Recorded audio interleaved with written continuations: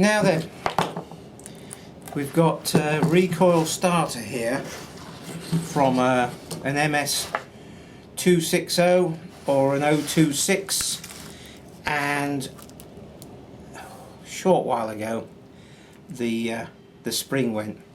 Devastating, but I've got a new one here, so hopefully that's the right way up. It is. There's the part number. Yeah. So I'm just going to zoom in a bit. Here we go. So gently remove the cellophane. Don't go rough on it, or else the spring is in a little housing, a little cover, and that curly bit there needs to go into this curly bit here. So I'll clean that out, and it's not a difficult thing, but you just offer it up effectively. So that has gone into that housing, and that pushes down in there like that. Okay, so on this pulley there's a notch there. Okay, so that notch engages with the inner part of the spring. Hopefully you can just see that. Let's manually zoom in. There's a little bit just there, okay, sticking out from in that hole. Well, let's just not get anything tangled up, and then that just goes in there, and that's it. Okay, so in this bag I got some new bits. I got a new pawl, which just, are those holes clean? They are. Just sticks in like that. Simples. Yeah. Then we have a washer that goes on there, and then we have this clip. A funny little clip. I think we need to zoom down some more.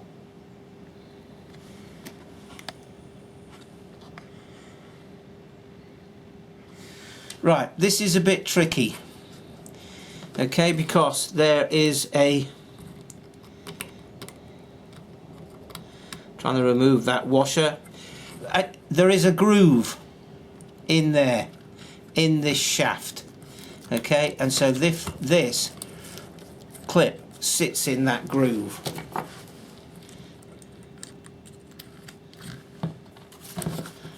There's the groove just there.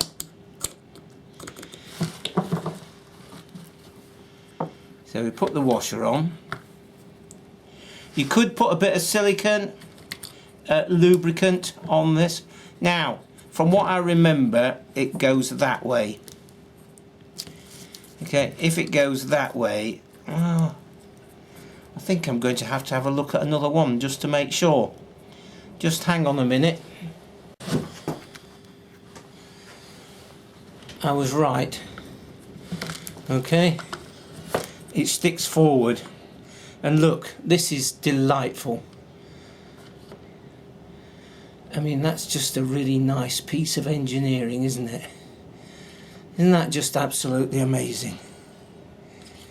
So there's the spring, there's the washer, and there's the pawl.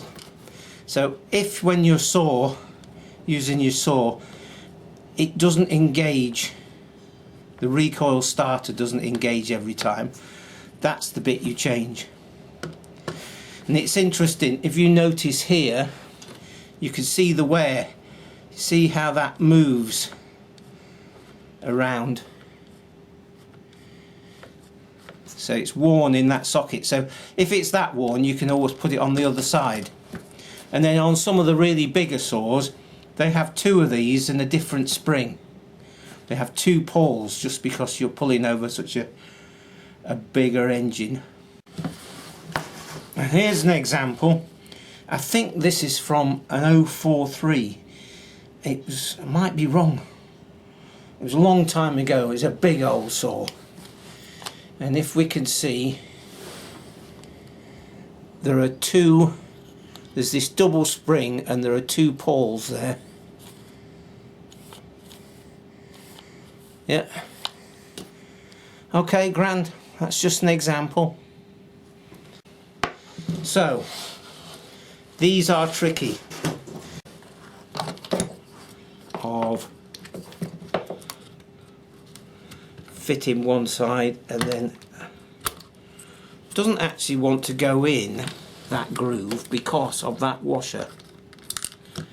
And I remember when I took this apart there wasn't a washer there. We'll put that there. There we go. So this wants to go down in that groove. So that washer was preventing it going in there. Now then,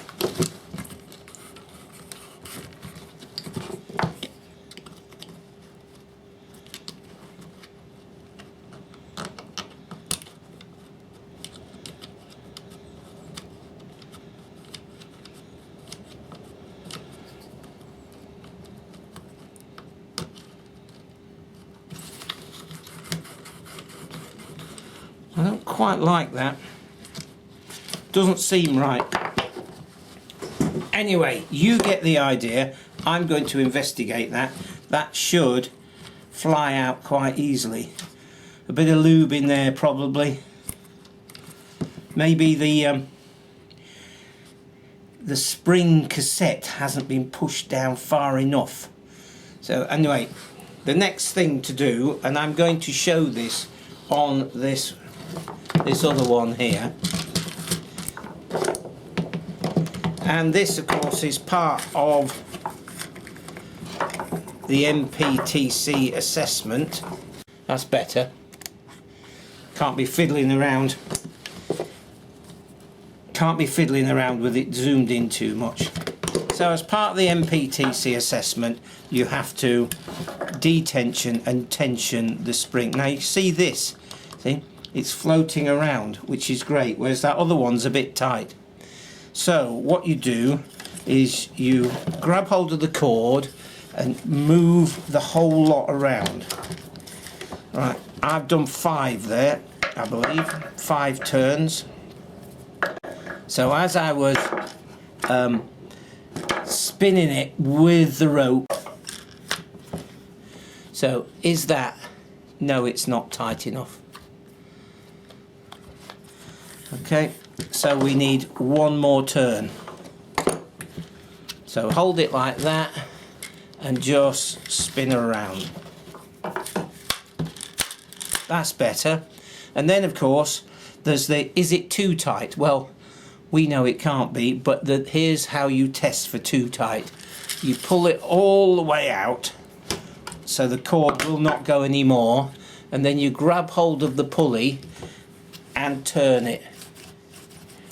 That way we know that the spring is not bound in the middle, because if you tighten it too much to the point where as you pull the recoil starter the spring binds up, 2 things will happen. 1, you've got excess stress on the cord and it will break, and 2, excess strain on the spring and it will break.